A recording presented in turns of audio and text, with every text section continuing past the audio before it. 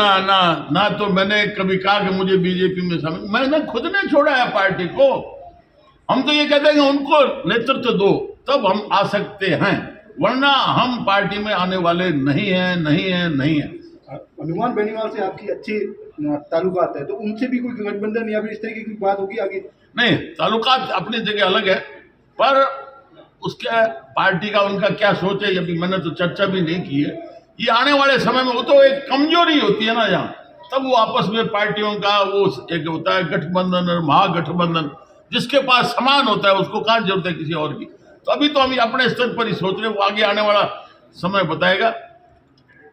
Main उद्देश्य है कि भाजपा में जो मासेज का लीडर है वसुंधरा राजे, उनको किनारे करके और ऐसे लोगों को आगे ला रहे हैं जो जिनको लोग पूरे जिले में भी नहीं जानते।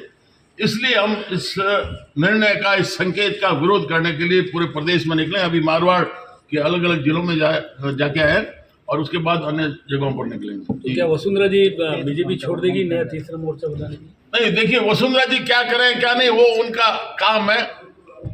मुझे नहीं लगता कि वो पार्टी छोड़ेंगी।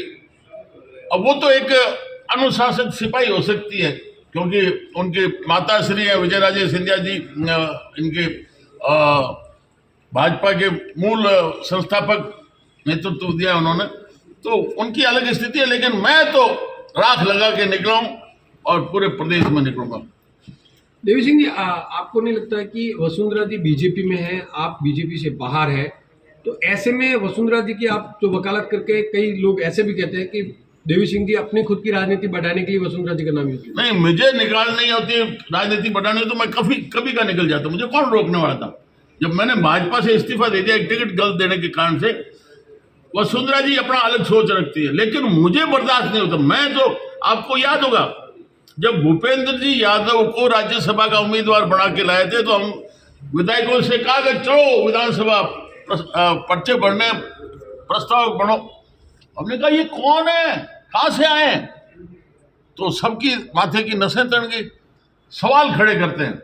मुझे उसमें कोई डर नहीं, हमारे क्या नुकसान। हाँ, मेरी नीयत खराब होगी, मेरा कोई स्वार्थ होगा, तब तो कोई नुकसान मुझे पहुंचा सकता है, अदरवाइज कोई नहीं पहुंचा सकता जी। सर, आपने पार्टी के केंद्रीकरण होने की बात कही, तो क्या लगा आपको ऐसा? देखिए, ये धीरे धीरे हो रहा है। मतलब प्रधानमंत्री का चेहरा बना के हम चुनाव लड़ेंगे। अरे तो स्थानीय की बात कहाँ होगी?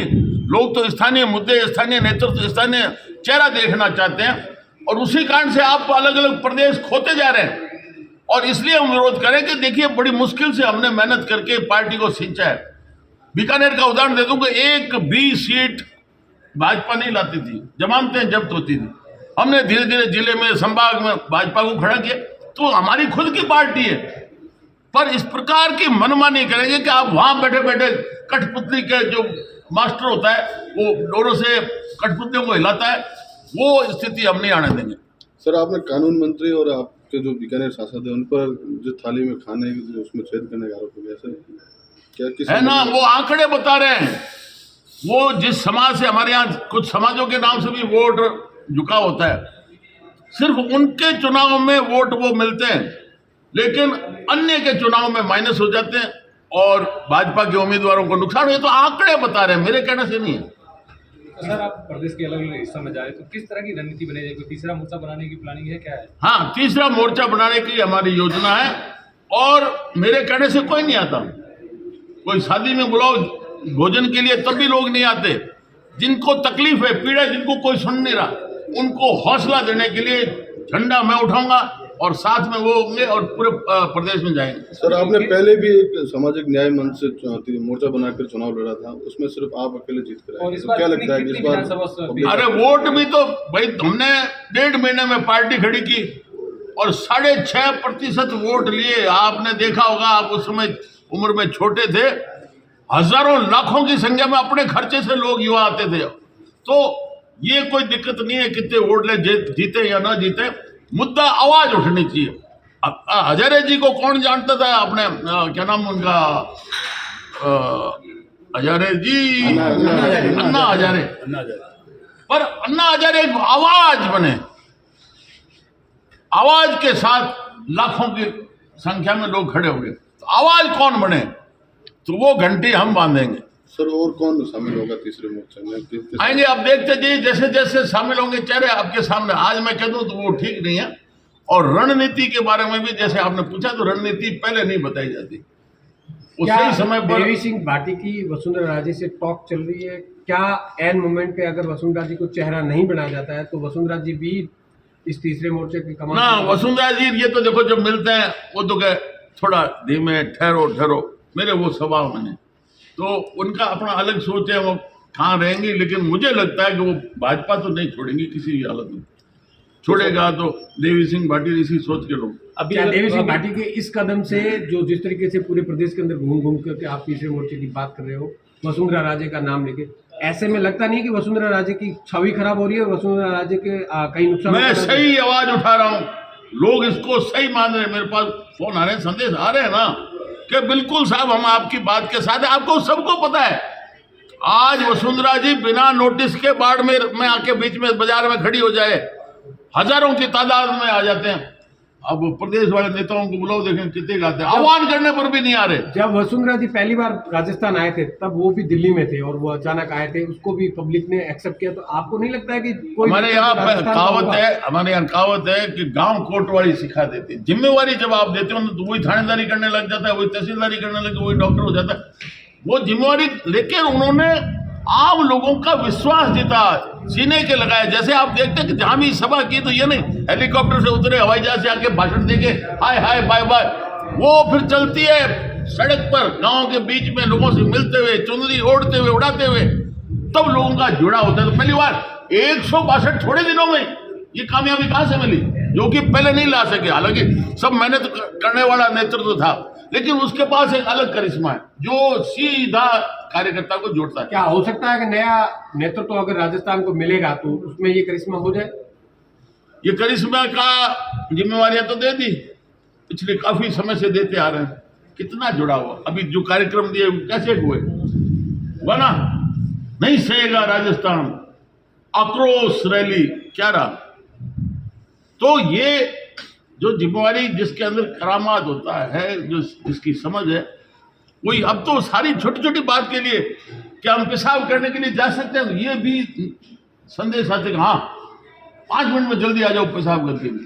तो ये स्थिति मैं ठीक नहीं समझता। एक तरफ कहते हैं प्रजातंत्र, एक तरफ कहते हैं कि संगठन में आप अपनी बात रखो, और फिर हमें मौके पर बोलने ही नहीं देते। ऐसे तो देवी सिंह भाटी की व्यक्तिगत अर्जुन मेघवाल से जो नाराजगी है वो किस बात को लेकर? व्यक्तिगत नहीं है, लाए कौन थे उनको।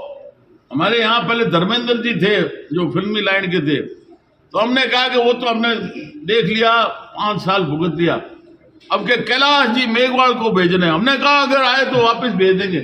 बारी बार के स्थानीय लोग गए क्या, तब ये मेरे पास आए थे और मैंने उस समय सहमति दी थी कि बीकानेर के रहने वाले, और उसके बाद में जी जान लगा के थोड़े से वोटों से जीते थे।